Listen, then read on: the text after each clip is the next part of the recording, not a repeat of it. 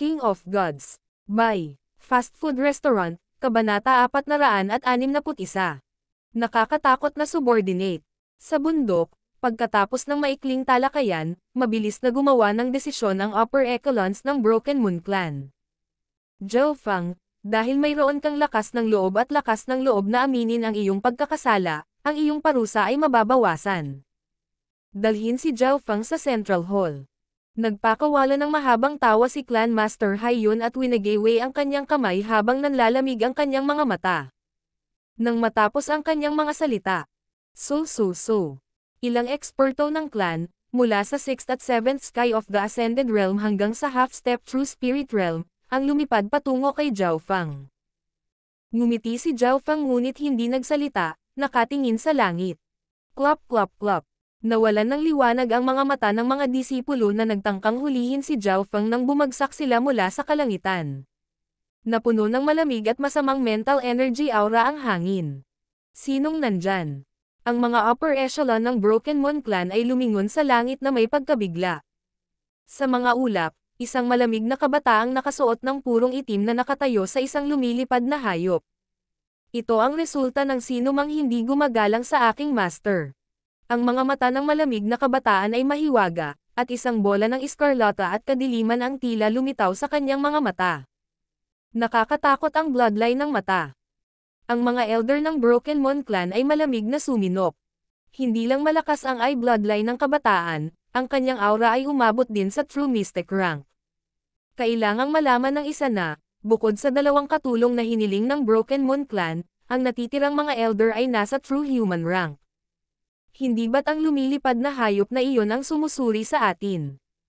Naguguluhan ang grupo ni Yang Gan. Hindi nagtagal, ang eksaktong parehong lumilipad na hayop ay dinadala ang mga eksperto ng Broken Moon Clan upang bantayan sila. Sa isang kisap mata, ang lumilipad na hayop ay kinokontrol ng malamig na kabataan. Hindi ba parang pamilyar ang kabataang iyon? Ang ilan sa mga henyo ay lumingon sa mga kabataan. Siya yon. Bumilis ang tibok ng puso ni Beimoy. Lintong. Huminga ng malamig si Yang Gan. Bumalik sa 13 Clans Alliance Banquet, ang pangalang Lintong ay isang bangungot. Bukod kina Zhao Fang, Kang Yuyo, at ilang iba pang mga henyo, walang nakatiis ng isang sulyap mula sa kanya. Noon, parehong natalo niya sina Yang Gan at Beimoy sa isang galaw lang. Kahit na mga taon pagkatapos ng kaganapan, si Lintong ay nagdulot pa rin ng takot sa kanilang mga puso. Ngayon, ang mga nagawa ni Lintong ay higit na nalampasan sina Yang Gan at Beimoy. Si Lintong ay napakatalino at mayroon siyang malakas na linya ng dugo sa mata. Masasabing isa siya sa mga nangungunang henyo ng 13 bansa. Sa sandaling ito, ang lahat ay nag-usap tungkol sa hitsura ni Lintong. Ang Lintong na ito ay mula sa Iron Dragon Alliance.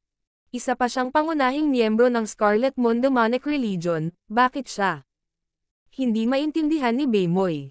Parehong siya at si Lintong ay itinuring na mula sa Iron Dragon Alliance, ngunit ang katayuan ni Lintong ay mas mataas kaysa kay Beimoy. Siya ay tinanggap sa Scarlet Moon Demonic Religion. Pumasok pa siya sa Scarlet Moon Inheritance. Ang mas ikinagulat ng lahat ay na kahit isang kasing lakas ni Lintong ay tinawag si Zhao Fang na kanyang master. Lintong, huwag kang maging walang galang. Naparito ako para humingi ng tawad ng totoo kay Clan Master Haiyun. Bahagyang ngumiti si Zhao Fang habang mabagal siyang naglakad patungo sa Central Hall. Sa daan, walang nang ahas na salakayin si Zhao Fang. Kumikislap ang mga mata ni Clan Master Haiyun habang pinangunahan niya ang upper echelons ng Broken Moon Clan na makarating muna sa Central Hall. Mabagal na naglakad si Zhao Fang at nakakita ng maraming pamilyar na mukha sa daan. Kalahati ng bundok. Zhao Fang, ikaw na bata, bakit ka bumalik? Dalawang maputing balbas ang tumingin ng may pagtataka at bukas na mga mata. Old Guan, Old Zhang. Isang mainit na ngiti ang ipinakita ni Zhao Fang. Sumibol ang init sa kanyang puso nang maalala niya ang mga araw na nag-away ang dalawa kung sino ang kukuha sa kanya bilang kanilang alagad. Natutunan ni Zhao Fang ang pundasyon ng mga table toss at array mula sa dalawang ito, ngunit sa huli, hindi pinili ni Zhao Fang ang Tao of Pills o ang mundo ng arrays. Zhao Fang, bakit ka bumalik?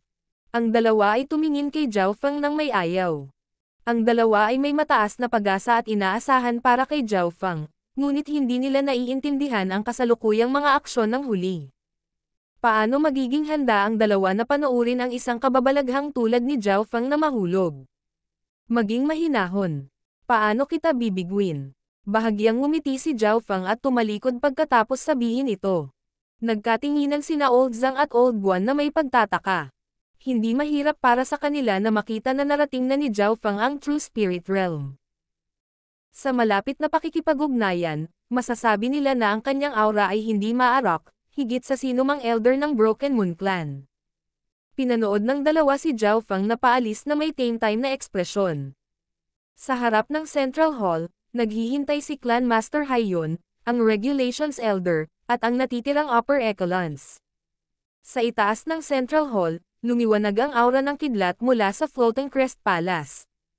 Sa Floating Crest Palace, matagal nang hindi nagkikita. Ngumiti si Zhao Feng at tumanggo habang may naganap na hindi kapani-paniwalang eksena.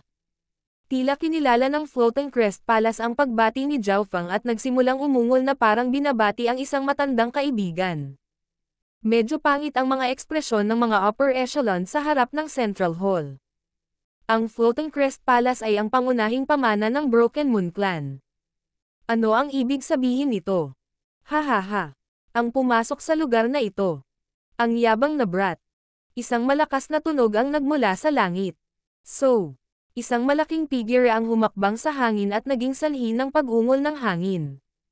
Ang aura nitong Scarlet Purple Male ay siksik at makapal at nagradiated ng nakakatakot na enerhiya na naging dahilan ng pagyanig ng True Spirit Realm Elders na naruroon.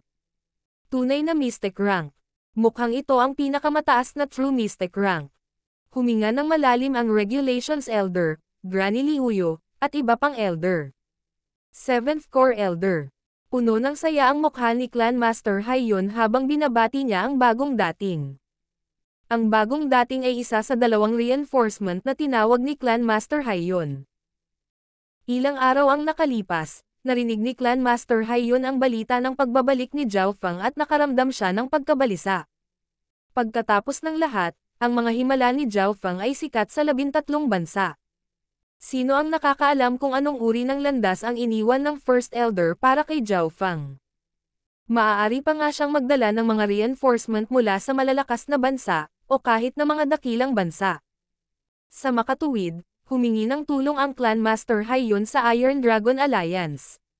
Sa sandaling ito, napatay na ni Zhao Feng ang dalawang core elder ng Iron Dragon Alliance, kaya pinaponte nila ang mataas na ranggo na 7th Core Elder. Kahit sino sa mga core elder ay isang nilalang na tanging si Clan Master Haiyon ay makakatingin lamang. Higit pa rito, ang core elder na ito ay nireranggo na ikapito. Higit pa rito, kumuha din si Clan Master Haiyon ng isang makapangyarihang kaalyado. Hihihi, Clan Master Haiyon, hindi mo kailangang mag-alala. Isang mahinang tawa ang umalangaw mula sa malayo. Ang bagong dating na ito ay isang lalaking nasa katanghaliang gulang na nakadamit parang iskolar. Ang mga ripples ng pilak ay nagmula sa kanyang mga paa at siya ay may espada sa kanyang likod. Si Xiang Yanzi ito. Maaari pa siyang kunin ni Clan Master Haiyon. Ang Xiang Yanzi na ito ay hindi kabilang sa anumang puwersa. Isa siyang cultivator na gumagala sa 13 bansa. Maraming matatanda ng Broken Moon Clan ang nakakilala sa pagkakakilanlan ng taong ito. Sa mundo ng paglilinang, karamihan sa mga eksperto ay nagmula sa isang clan o pamilya, ngunit may mga exception.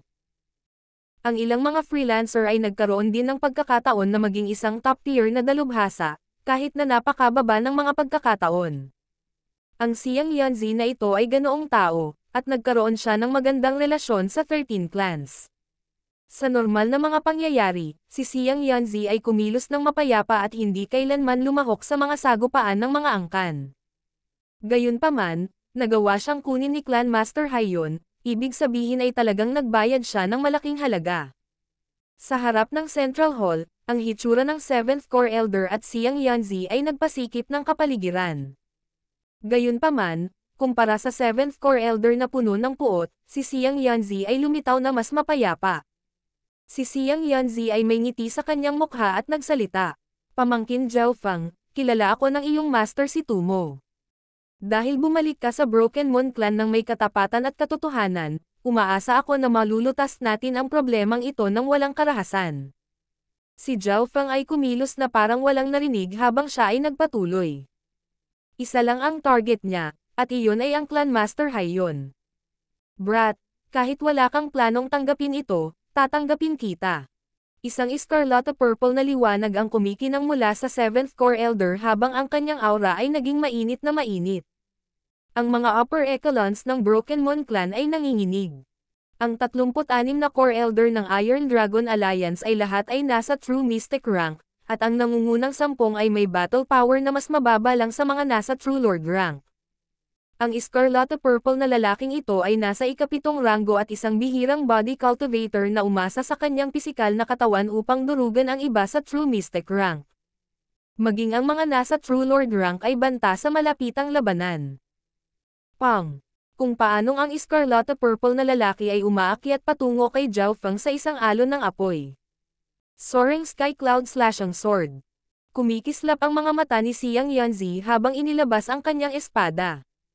Isang makinang na arko ng liwanag na kaakibat ng kidlat, ambon, hangin, at mga ulap ang dumaan patungo kay Zhao Feng. Sa puntong ito, ang dalawang eksperto sa True Mystic rank ay gumawa ng kanilang mga hakbang. Gayunpaman, sa sandaling gumalaw ang Scarlet Purple na lalaki at si Xiang Yanzi, nakaramdam sila ng pagkabalisa mula sa kanilang kaluluwa. Sa hangin, sa ibabaw ng isang lumilipad na hayop. Scarlet Demon Moon Eye. Ang mga mata ni Lintong ay naging iskarlate itim at lumitaw ang 2 buwan na kulay dugo. Bam bam! Dalawang pagkislap ng madugong buwan, na puno ng malamig na layunin ng pagpatay, ang tumama sa Scarlet Purple na lalaki at kay Xiang Yanzi. Wawa! Si Xiang Yanzi at ang Scarlet Purple na lalaki ay parehong nanginginig habang sila ay nagluwan ng isang subo ng dugo. Napaangat ang ulo ng dalawa sa gulat, nakatingin sa malamig na kabataang nakaitim na dati nilang hindi pinansin. Ang dating pinaka-nakakatakot na bloodline ng 13 bansa ay nagpakita ng kapangyarihan nito pagkatapos ng 2 taon. Nakakatakot na ay bloodline technique. Sa isang sulyap lang, 2 eksperto sa True Mystic rank ang nasugatan. Si Lintong ay 100 beses na mas malakas kaysa dati. Nagkaroon ng talakayan sa buong lugar, lalo na para sa mga minsang lumahok sa 13 Clans Alliance. Si Beimoy, na nakatayo sa likuran, ay hindi mapakali. Ang Lintong na ito ay talagang nakapasok sa Scarlet Moon Inheritance. Siya ay malamang na walang kapantay sa ilalim ng True Lord rank. Mahirap isipin kung paano ang isang nakakatakot na henyo ay isa lamang alipin at subordinate ni Zhao Feng. King of Gods, Kabanata 462. Pain. Una. Sa Broken Moon Clan, sa harap ng Central Hall Division. Ang mga alagad sa burol ay napabuntong hininga sa gulat. Sa sandaling ito, si Lintong, na nasa langit, ang pangunahing pinagtutuunan ng pansin. Ang Clan Master Haiyon, ang Regulations Elder, at ang iba pa sa upper echelons, pati na rin ang 2 True Mystic rank reinforcements, ay napuno ng pag-iingat at takot.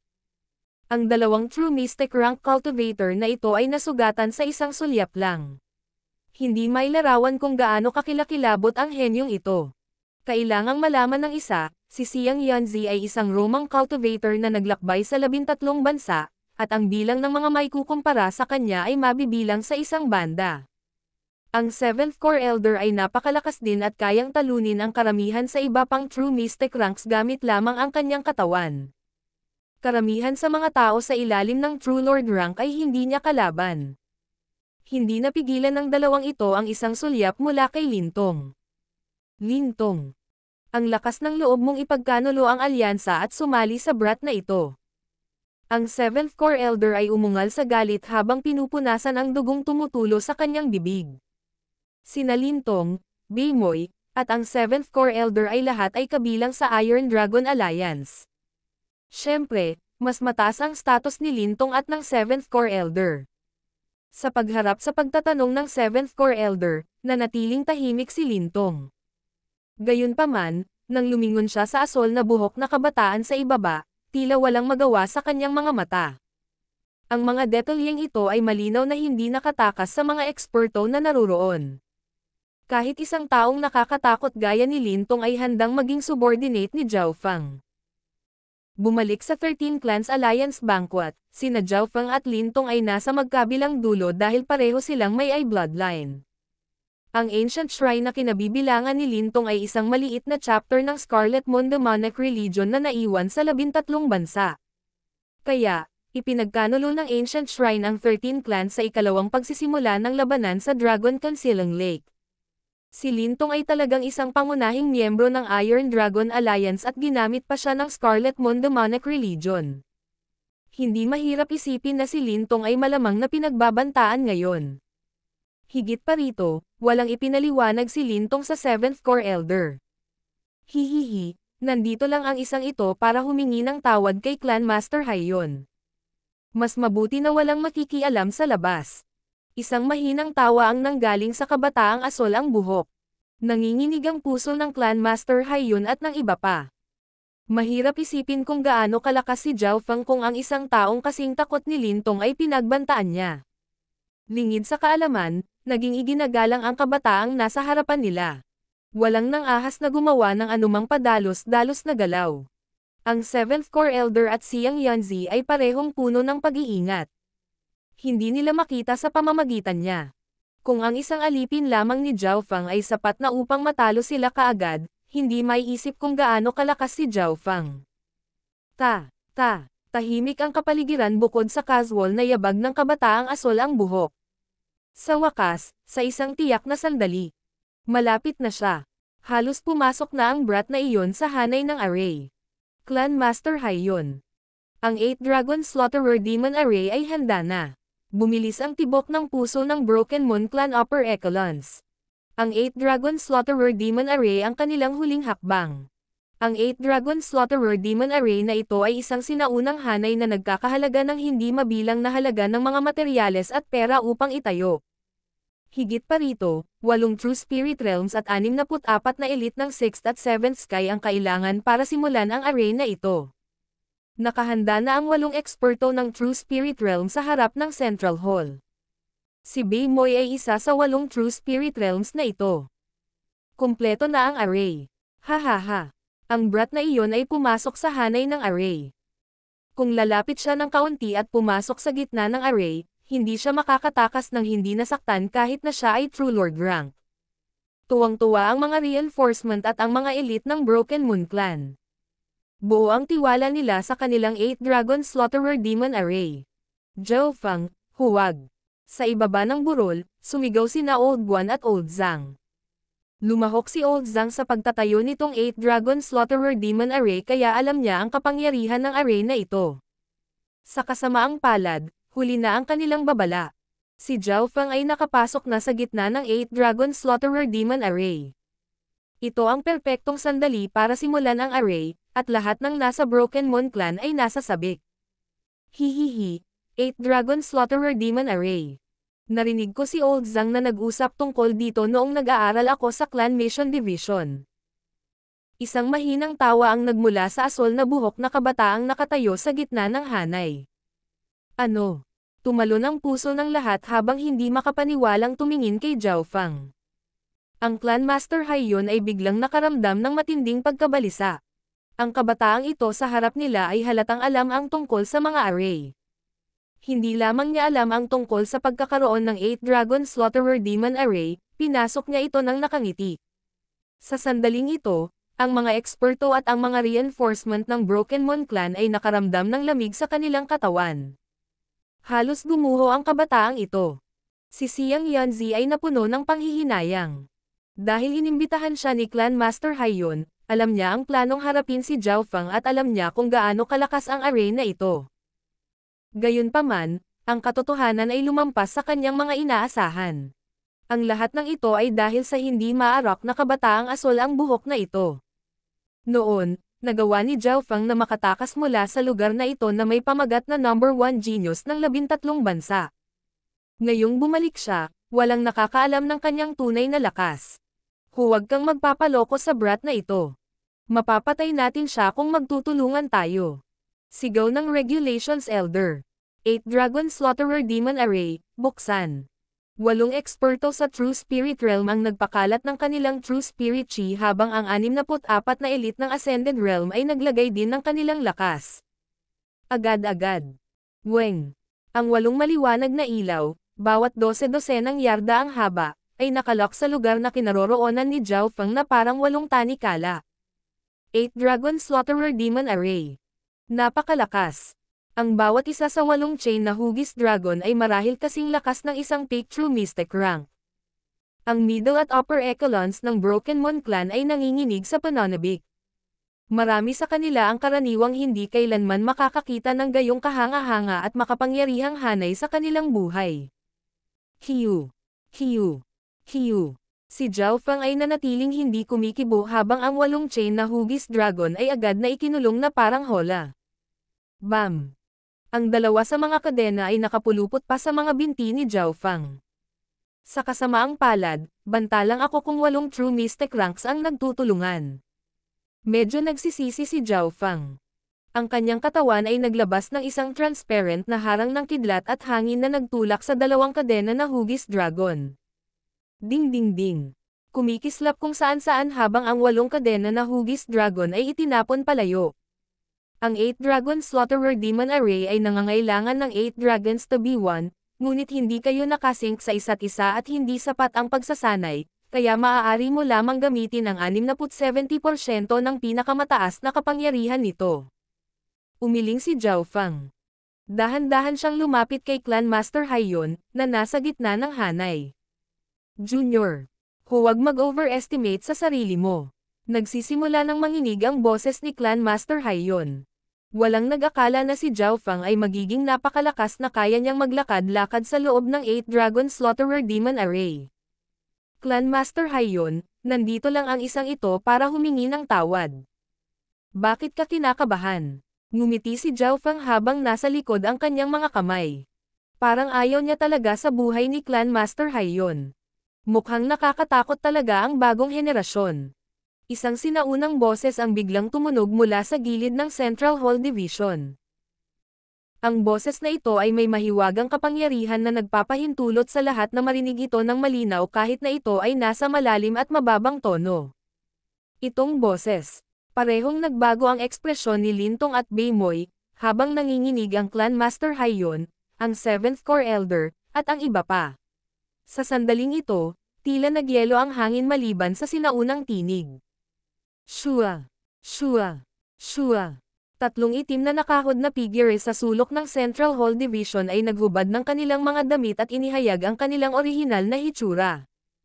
3 nakakatakot na aura ang kumalat sa Central Hall Division. 2 lalaki at 1 babae ang tila Kings of Hell na nakatayo sa harap ng hall. Shua! Ang isa sa kanila ay isang lalaking nakasuot ng mystic robe na may hawak na metal fan.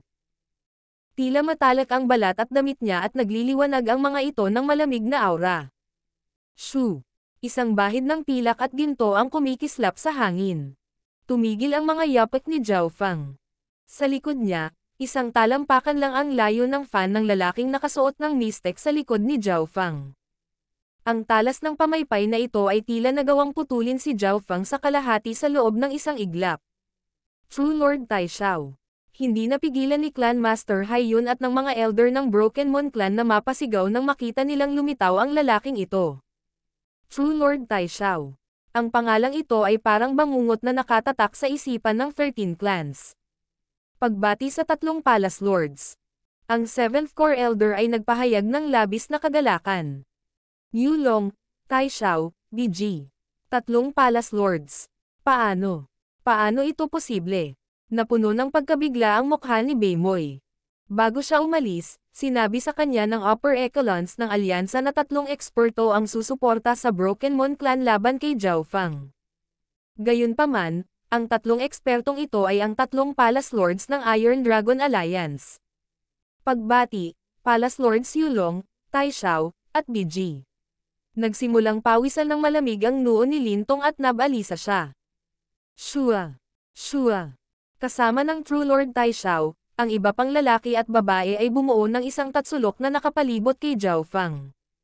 Ang taong may pinakamalakas na aura ay ang Palace Lord Yulong. Siya ay may mahabang itim na buhok at isang aktwal na itim na sungay sa kanyang ulo. Siya ay natatakpan ng isang purong itim na baluti na nagpapalabas ng isang luma at misteryosong aura. Ang kanyang pagiril ay tila isang bangungot mula sa impyerno. Sa kaliwa ay ang Palace Lord BG. Nakasuot siya ng matikas na damit at mukha ng anghel pero katawan ng demonyo. Ang kanyang aura ay lubhang kaakit-akit, at ang bawat ngiti at kilos niya ay tila kayang sumipsip ng kaluluwa ng isang tao. Beimoy, magandang trabaho. Bumalik nga si Zhao Feng sa Broken Moon Clan. Clan Master Haiyon, kung wala ang tulong mo, hindi namin magagawang tambangan ng ganoon kadali ang brat na ito. Nililipad ng hangin ang buhok ni Palace Lord Yulong habang lumalakas ang boses nito. Ang oras at espasyo ay tila nagyelo sa sandaling ito, at walang sino man mula sa Broken Moon Clan ang nang-ahas na huminga. 3 sa 4 na pangunahing figure ng Iron Dragon Alliance ang lumitaw sa maliit na Broken Moon Clan.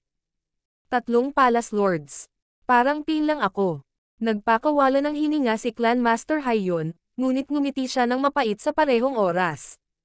King of Gods, Kabanata 463. Pain, ikalawa. Mukhang pain lang ako. Umalma si Clan Master Haiyon. Natitiyak niyang hindi na niya kailangang alalahanin ang kanyang kaligtasan. Kahit sino sa Iron Dragon Alliance Palace Lords ay sapat na para mapunit ang mga ulap. Higit pa rito, ang kombinasyon ng 3 Palace Lords ay sapat na upang baguhin ang kalangitan ng Cloud Area. Gayunpaman, habang masaya si Clan Master Haiyon, mas napuno ng pait ang kanyang puso. Kahit gaano pa kalaki ang pagpaplano niya, maliit na pain lang siya. Gayunpaman, curious din si Clan Master Haiyon. 3 Palace Lord ang nagsama-sama para harapin ang isang junior. Hindi ba't pinalaki nito ang problema? Sa sandaling ito, ang buong Sky Moon Mountain ay patay na tahimik. Ang mental energy aura ng 3 True Lord ranks ay nagpa-freeze sa Heaven Earth Yuan Chi, at ang lahat ay nanginginig ng hindi mapakali. Mula sa Clan Master hanggang sa mga Elder hanggang sa mga disipulo ng Broken Moon Clan, lahat sila ay natigilan at hindi mapalagay. Walang mag-aakala na ang paghaharap ni na Zhao Feng at Clan Master Haiyon ay magreresulta sa ganoong sitwasyon. Gayunpaman, isang ulap ng pag-usisa ang bomb alot sa mga ulo ng mga mula sa Broken Moon Clan. Ano ang espesyal kay Zhao Feng na 3 Palace Lords ng Iron Dragon Alliance ay magsasama-sama at tambangan siya? Ang buong Broken Moon Clan ay nabigla. So. Kasabay nito, ang tunog ng paglipad ay nagmula sa labas ng Broken Moon Clan. Mahigit 10 makapangyarihang aura ang tumungo sa Broken Moon Clan, at ang bawat isa sa mga aura na ito ay sapat na para mayanig ang puso ng nakatataas na echelon ng Broken Moon Clan. True Mystic Rank. Ang lahat ng mga aura na ito ay nasa ikalawang yanto ng True Spirit Realm. 1, 2, 3. Oh my God! Ang Iron Dragon Alliance ay nagpadala ng isa pang 10 Core Elders. Nataranta ang Broken Moon Clan. Karaniwan, kahit sino sa mga Core Elder na ito ay sapat na para mayanig ang Broken Moon Clan, at ngayon, 10 ang dumating. Siyempre, ang 3 Palace Lords ang pinaka-iginagalang. Nagpadala ang Iron Dragon Alliance ng napakaraming puwersa para lang patayin si Zhao Feng. Hindi mapatahimik ang puso ni Clan Master Haiyon. Ang 1 o 2 Core Elder ay sapat na para sirain ang buong Broken Moon Clan. Malinaw na masasabi ni Clan Master Haiyon at ng upper echelons na hindi ito karaniwan. Matapos ang pagkabigla na ito, bumalik ang tingin ng lahat sa pinagmulan ng lahat ng ito, si Zhao Feng. Ang nakamamanghang eksenang ito ay dahil sa isang kabataang ito. Pinalibutan ng mahiwagang liwanag ang kabataang ito na dating numero 1 henyo ng 13 bansa. Ang kakaiba ay, kahit na ang 3 Palace Lords ay napalibutan si Zhao Feng, wala sa kanila ang may casual na ekspresyon. Sa gitna nila, ang matalas na pamaypay ni True Lord Tai Xiao ay isang talampakan lamang ang layo mula sa likod ni Zhao Feng. Sa mata ng lahat, ang kailangan lang gawin ni True Lord Tai Xiao ay makipagkamay sa kanya at maputol niya si Zhao Feng sa dalawa. Gayunpaman, walang nagawa sina True Lord Tai Xiao, Yulong, at BG. Si Zhao Feng, na nasa 8 Dragon Slaughterer Demon Array at napapaligiran ng 3 Palace Lords, ay nasa likod ng kanyang mga kamay at tila napaka-relax. Zhao Feng, Ang iyong pagganap sa Sacred True Dragon ay napakaganda. Isa ka pa nga sa napakahusay na kamangha-manghang henyo. Kahit ako ay nabulag sa iyong talento at katatagan. Ang True Lord Tai Xiao ay dahan-dahang nagsalita. Nang marinig ito, ang lahat ay nagsimulang mag-usap. Sacred True Dragon Gathering. Ang maalamat na Sacred True Dragon Gathering. Mula sa tono ni True Lord Tai Xiao, nakamit ba ni Zhao Fang ang magandang resulta? Para sa Broken Moon Clan, at maging sa 13 countries, ang Sacred True Dragon Gathering ay isang alamat lamang. Ang iba pang dalawang Palace Lords ay parehong nakalock ng mahigpit kay Zhao Fang nang walang anumang mga palatandaan ng pagre-relax. Zhao Fang, bata ka pa, ngunit nakakuha ka na ng ganoong lakas at nasugatan pa ang Blood Corps Palace Lord kanina. Dapat malaman ng isa na, maliban sa akin, walang sino man sa 4 na Palace Lord ang makakatalo sa kanya. Naniniwala ako na kung alam ng Division Leader, gagamitin kanya ng matalino. Umalangaw-ngaw ang malalim na boses ni Palace Lord Yulong sa Central Hall. Sa 4 na Palace Lords, ang Palace Lord Yulong ang may pinakamataas na status at siya ang pinakamalakas. Ang Palace Lord Yulong ay may itim na sungay sa kanyang ulo at ang kanyang bloodline aura ay sapat na upang maging ang dugo ni Zhao Fang ay bahagyang manginig. Magpapanik ang mga walang bloodline sa pamamagitan lamang ng paglapit sa Palace Lord Yulong, tulad ng isang tupang kaharap ang isang lobo. Ito ay ang takot na harapin ang pagkakaroon ng isang mas mataas na anyo ng buhay. Ang mga salita ni Palace Lord Yulong ay nagulat sa mga upper echelon ng Broken Moon Clan. Itong Zhao Fang. Natalo ang isang Palace Lord. Maging ang pinuno ng 4 na Palace Lords ay nag-imbita sa kanya na sumali sa kanilang panig.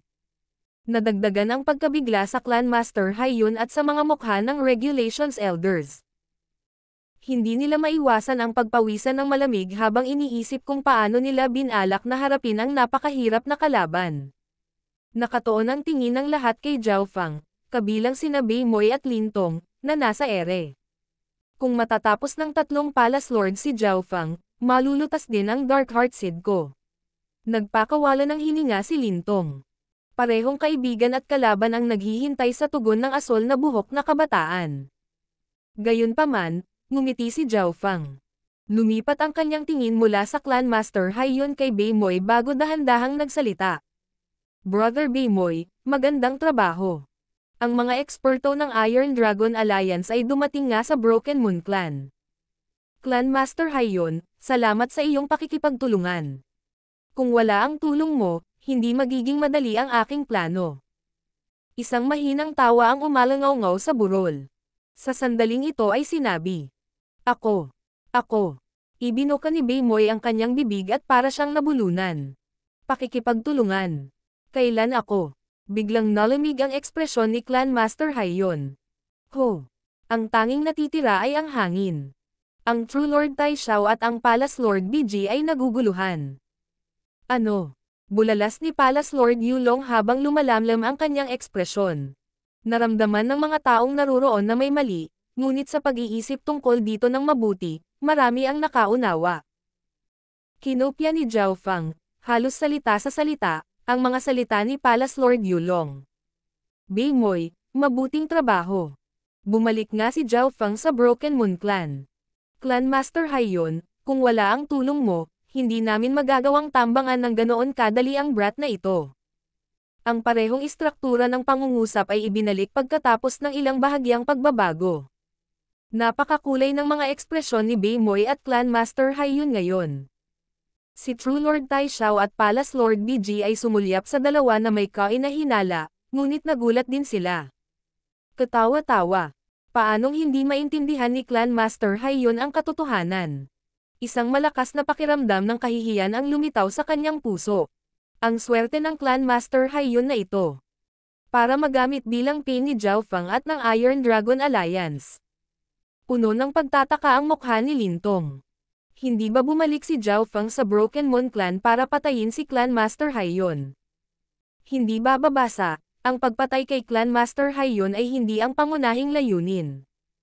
Ang Clan Master Haiyun ay ang pain na alam ng Iron Dragon Alliance. Si Zhao Fang ay may mataas na pagkakataon na bumalik upang patayin siya. Handa si Zhao Feng na gamitin ang pagkakataong ito para akitin ang mga eksperto ng Iron Dragon Alliance. Hinayaan ni Zhao Feng na makatakas ang Blood Corps Palace Lord dahil mas marami siyang makukuha rito. Hihihi, ito ay higit pa sa sapat upang maakit ang 3 Palace Lord at 10 Core Elder. Mainit ang ngiti ni Zhao Feng. Ang puso ni Yulong, Tai Xiao, at BG ay nag-uumapo sa galit. Ito ang unang pagkakataon na nakatagpo sila ng napakayabang. Junior, huwag kang masyadong maangas. Sa tingin mo talaga kaya mong labanan ang 3 True Lord ranks ng mag-isa? Ang True Lord Tai Xiao ay umungal at iwinagayway ang kanyang metal fan, na nagpadala ng isang alon ng malamig na liwanag patungo kay Zhao Feng. Ding pang pang. Isang malalim na dagandong ang lumitaw na sinamahan ng isang flash ng dark gray. Ding. Lumipad kung saan-saan ang mga spark at halos mawalan ng kontrol si True Lord Tai Xiao sa kanyang fan. Deng deng deng. Ang True Lord Tai Xiao ay napaatras ng mahigit 10 yarda. Iyon. Iyan. Sinulyapan ni True Lord Tai Xiao ang kulay abong usok sa tabi ni Zhao Feng. Wu. Wu. 2 malalaking dark silver ghost corpses ang nahayag mula sa loob ng kulay abong usok, na naglabas ng hangin ng kamatayan. Ang bangkay hangin lamang mula sa 2 maitim na pilak na bangkay ng aswang ay halos pumatay ng ilang kalapit na mga alagad. Totoo. True Lord rank. Paano siya magkakaroon ng 2 True Lord rank ghost corpses? Ang 2 pang Palace Lord ay natigilan. Nalinlang ang True Lord Tai Xiao. Halos mapasok siya ng dugo ng 2 True Lord rank ghost corpses at mawalan ng kontrol sa kanyang sandata. Sa mga tuntunin ng paglilinang, si True Lord Tai Xiao ay nasa unang yugto din ng True Lord rank. Ang 2 Dark Silver Ghost Corpses ay pareho, ngunit mayroon silang mas malaking kalamangan sa mga tuntunin ng pisikal na katangian. Shua. Ang 2 True Lord rank Dark Silver Ghost Corpses ay kumislap sa paligid ni Zhao Feng. Bam bam bam. Sa isang kisap mata, ang 8 Dragon Slaughterer Demon Array sa paligid ni Zhao Feng ay gumuho. Ang kaluluwa ng Clan Master Hai Yun at ng iba pa ay halos lumipad pagkatapos na harapin ang nakakatakot na aura na ito. Walang mag-aakala na si Zhao Feng ay magkakaroon ng ganoong nakatagong card, na magpapatawag ng 2 True Lord rank Ghost Corpses ng sabay-sabay. Ang lakas na ito ay sapat na para paglaruan ang Broken Moon Clan. Hindi, walang magiging problema na sirain ang lahat ng 13 clans. Talagang itinago ni Zhao Feng ang ganoong card. Tila labis na nabigla sina Beimoy at Lintong. Natarante sila habang pinapanood ang 2 True Lord rank Ghost Corpses na nagpoprotekta kay Zhao Feng. Nakalimutang umatake ng 3 Palace Lords. Ang True Lord Tai Xiao, na minsang natalo ang 13 angkan, ay itinulak pabalik ng 2 bangkay ng aswang at muntik ng masugatan. Hindi kaagad matanggap ni Yulong at BG ang katotohanan ito. Ang 2 True Lord rank Ghost Corpses ay sapat na para ibalik ang alon. Nangangahulugan ito na si Zhao Feng at ang 2 True Lord rank Ghost Corpses ay may hahambing sa 3 True Lord ranks, na katumbas ng 3 Palace Lords. Gayunpaman, kung si Zhao Feng ay may lakas ng loob na pumunta rito, paanong hindi siya magkakaroon ng iba pang mga galaw sa kanyang manggas? Sa oras na ito, lahat mula sa Broken Moon Clan ay tumingin sa asol na buhok na kabataan ng may pag-iingat at paggalang. Panahon na para isara ang net. Dahil ang Broken Moon Clan ay dating angkan ko, tatapusin ko ito ng mabilis. King of Gods, Kabanata 464. Mabilis na kidlat. Sa Sky Moon Mountain, Central Hall. Napapaligiran si Zhao Feng ng ilang layer. Una ay ang 3 Palace Lords, pagkatapos ay ang 8 True Spirit Realms, pagkatapos ay ang 64 na Elite. 10 Core Elder ay matamang nanunood mula sa gilid ng bundok. Ang Broken Moon Clan ay tila nasa ilalim ng isang lambat na tumatakip sa langit, at ang figure ni Zhao Feng ay tila nag-iisa. Zhao Feng, ginulat mo ako sa iyong 2 True Lord rank Ghost Corpses. Hindi nakakagulat na nagkaroon ka ng lakas ng loob na bumalik at lumaban sa Iron Dragon Alliance. Hindi nagtagal ay nakabawi si Palace Lord Yulong pagkatapos ng ilang sandali ng pagkabigla. Kasabay nito, mabilis na nagpalitan ng tingin ang 3 Palace Lords. Ang tila madali ay talagang mahirap. Ang kombinasyon ng dalawang Dark Silver Ghost Corpses at Zhao Fang ay maihahambing sa tatlong True Lord ranks. Nangangahulugan ito na ang Iron Dragon Alliance ay walang gaanong kalamangan. Kung nakatuon si Zhao Fang sa pagtakbo, hindi masyadong mataas ang tsansa na mapatay siya. Karaniwan, maraming True Lord rank ang kailangan para magkaroon ng magandang pagkakataon na pumatay ng isa pang True Lord rank. Nangangahulugan ito na ang presyo at kahirapan ng pagpatay sa tatlong True Lord ranks ay tataas ng husto. Zhao Fang, inaamin ko na minamaliit kita. Napakalakas mo at ginamit mo pa ako bilang pain.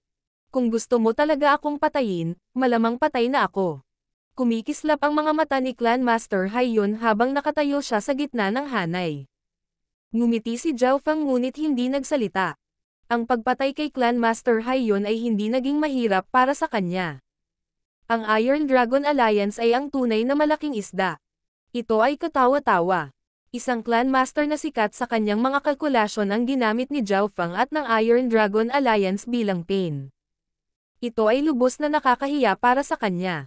Sa sagupaan ng dalawang panig na ito, ang Clan Master Haiyan ay isang maliit na figure na maaaring durugan ng isang kamay. Sinadya ito ni Zhao Fang para maranasan ni Clan Master Haiyan ang pakiramdam ng pagiging langgam at kung ano ang pakiramdam ng paglaruan.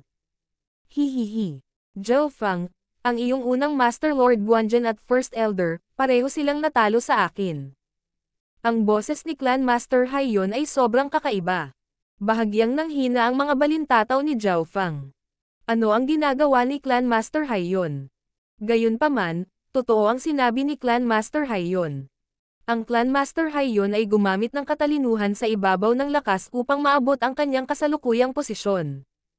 Noon, tinapakan ni Master Haiyan ang mga disipulo ni Lord Guanzhen at bumangon upang maging elder. Pagkatapos noon, nakuha niya ang pagkakataong sumali sa Iron Dragon Alliance at pinatay ang orihinal na Clan Master para makuha ang kanyang kasalukuyang posisyon. Mula nang si Master Haiyan ay naging Clan Master, ang Broken Moon Clan ay lumalaki araw-araw at ngayon ay kabilang sa nangungunang 5 ng 13 clans. Kahit na ang isang taong kasing lakas ng First Elder ay natalo ni Master Haiyan.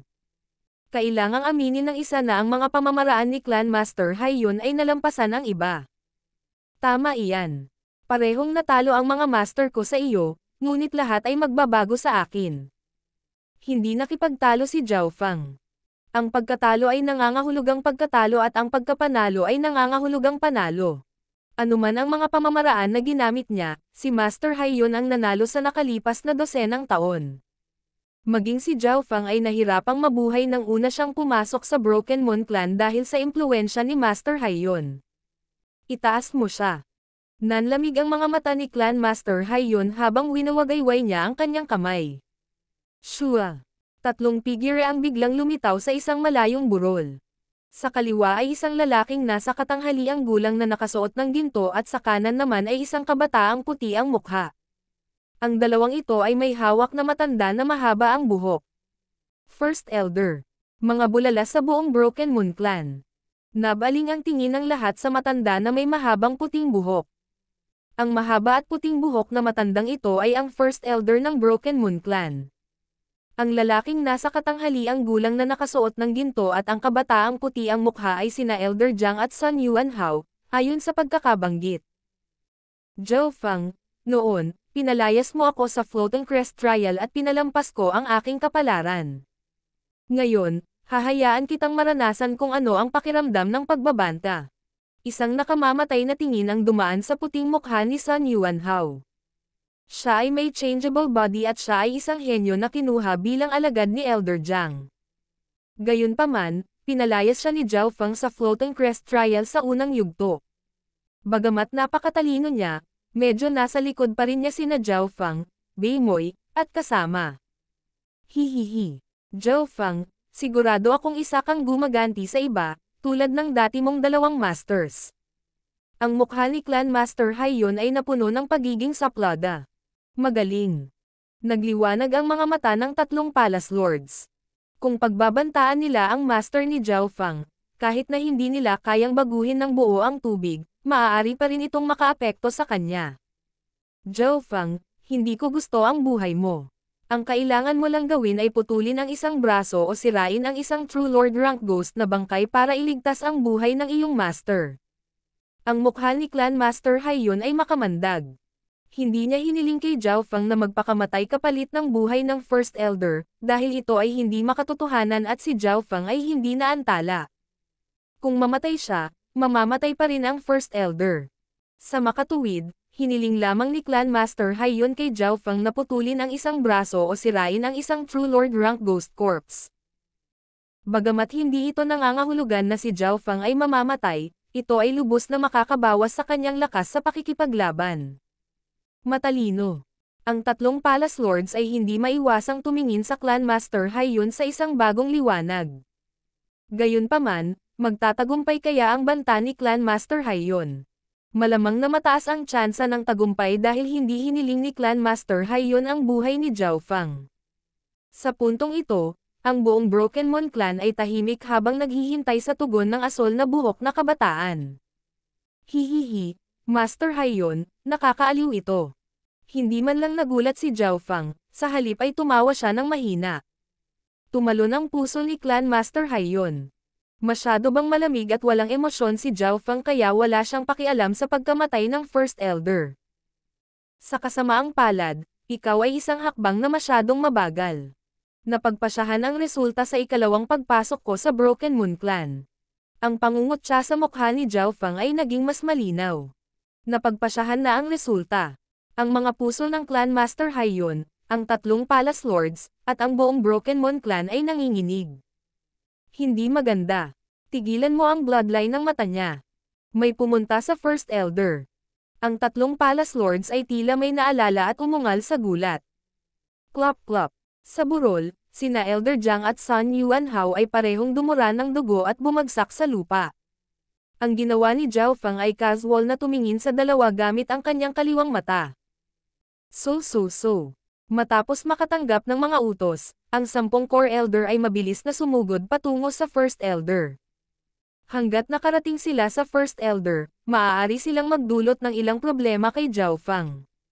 Sa parehong sandali, ang tatlong Palace Lords ay umungal at kumilos upang pigilan si Zhao Feng. Eye of Illusion, Illusion City Maze. Ang kaliwang mata ni Zhao Feng ay nagsimulang umikot at lumikha ng isang misteryosong whirlpool na umaakit sa lahat. Shua! Gumalaw ang kamalayan ng lahat. Ang Central Hall ay nawala at napalitan ng isang sinaunang lungsod. Sa sandaling ito, ang lahat sa Central Hall ay parang mga walang ulo na manok na naghahanap ng labasan sa lungsod na ito. Illusion Maze City. Batay sa Eye of Illusion, maaari itong bumuo ng malawak na mental energy technique na lilikha ng Illusion City Maze, na magpapatigil sa lahat ng nasa saklaw nito. Ginamit ni Zhao Feng ang kasanayang ito pabalik sa Purple Saint Ruins. Sa oras na iyon, mayroon siyang Wood Spirit Soul Essence at gumawa ng sample ng Illusion City Maze. Ngayon, maaaring kopyahin at ilagay kaagad ni Zhao Feng ang pamamaraan ng ilusyon at hindi na kailangang mag-isip pa na buuin ito. Ang dami ng enerhiya na kailangan upang maisagawa ang Illusion City Maze ay nabawasan ng higit sa kalahati at madaling magamit kahit na walang tulong ng Wood Spirit Soul Essence. Ano ang nangyayari? Bakit pabalik-balik lang ang mga tao sa Central Hall? Hindi naintindihan ng mga miyembro ng Broken Moon Clan sa mga gilid. Binalot ng Illusion City Maze ang buong Central Hall. Tanging ang tatlong Palace Lords lamang ang nahihirapan, habang ang iba ay lahat ay may nalilitong ekspresyon. Ilang sandali pa, Shua. Ang unang nakabawi ay ang Palace Lord Yulong. Kung tutuusin, ang kanyang cultivation ang pinakamataas at umabot na sa late stage na True Lord rank. Ang pangalawa ay ang Palace Lord BG. Bagamat hindi masyadong malakas ang kanyang lakas sa pakikipaglaban, nagpakadalubhasa siya sa mga kasanayan sa enerhiya ng isip. Ang huli ay ang True Lord Tai Xiao. Saan nagpunta si Zhao Feng? Labis na nagulat ang tatlong Palace Lords. Nawala si Zhao Feng. Haha, nandito na ako. Isang asol na buhok na kabataan ang nakatayong magkabalikat kasama si First Elder. Nagkatinginan ang dalawa at ngumiti. Katawa-tawa.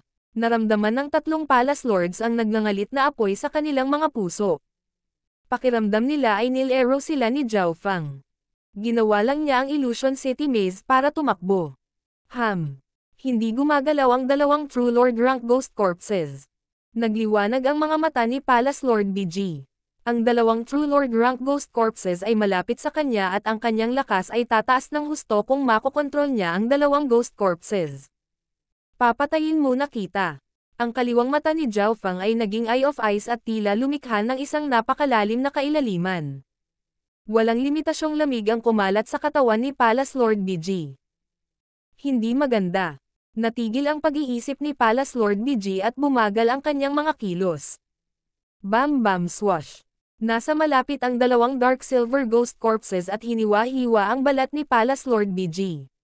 Ang nakapangingilabot na kapangyarihan na maaaring pumatay sa sinuman sa ilalim ng Origin Core Realm sa pamamagitan lamang ng paglabas ng dugo ay nagdala ng Palace Lord BG sa isang lugar kung saan hindi siya makakabalik. Plop. Bago pa makapag-react ang dalawa pang Palace Lords, ang magandang figure ni Palace Lord BG ay napunit sa gitna ng isang pool ng dugo. Siya ay patay na. So. Kasunod noon, ang dalawang dark silver ghost corpses ay sumugod patungo sa Palace Lord Yulong. Nag-goosebump si Palace Lord Yulong nang hulaan niyang siya na ang susunod. Gayunpaman, minamaliit pa rin niya si Zhao Fang. Si Zhao Fang ay nakikipaglaban sa iba't ibang larangan at gustong matapos ang labanang ito sa lalong madaling panahon. Eye of Illusion. Nagsimulang umikot muli ang bloodline ng mata ni Zhao Fang. Plop. Sa kabilang panig, si Palace Lord Tai Xiao ay nagsimulang pawisan ng malamig habang siya ay bumagsak sa lupa, pagod.